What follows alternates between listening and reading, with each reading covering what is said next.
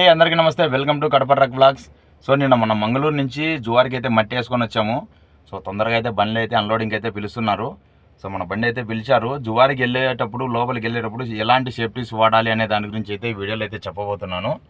So first of all jacket అండి, కింద కాళ్ళకైతే shoes compulsory.